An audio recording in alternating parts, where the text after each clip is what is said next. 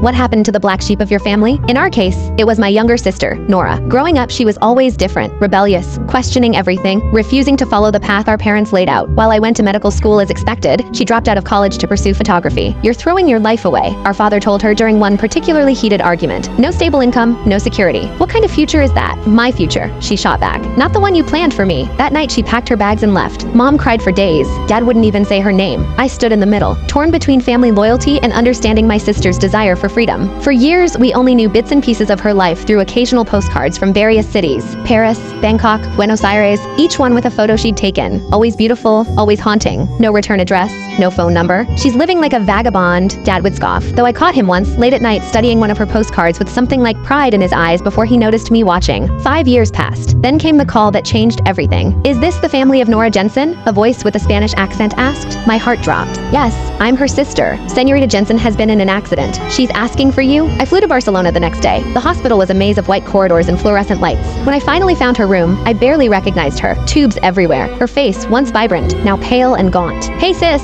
she whispered. "Sorry about the dramatic reunion. I learned she'd been hit by a car while capturing photos during a local festival. Multiple fractures, internal bleeding. The doctors were cautiously optimistic, but recovery would be long. Does Mom and Dad know?" she asked. "Not yet. I wanted to see you first." She turned away. "Don't tell them. They'll just say I deserved it for living this way." "That's not true," I said, though part of me wondered if our father might indeed think that. What she told me next shattered everything I thought I knew about my sister's life. "I've been published in National Geographic 3 times. She pointed weakly to her bag. "My portfolio's in there. I found a leather case filled with magazine clippings, exhibition flyers, and award certificates. My sister, our family's disappointment, was internationally acclaimed." "Why didn't you tell us?" I asked, thumbing through images that took my breath away. "I tried at first. Sent Dad copies of everything. He sent them back unopened." Her voice cracked. "Eventually, I stopped trying. When I called home, Dad answered. I told him everything. The accident, her condition, her success."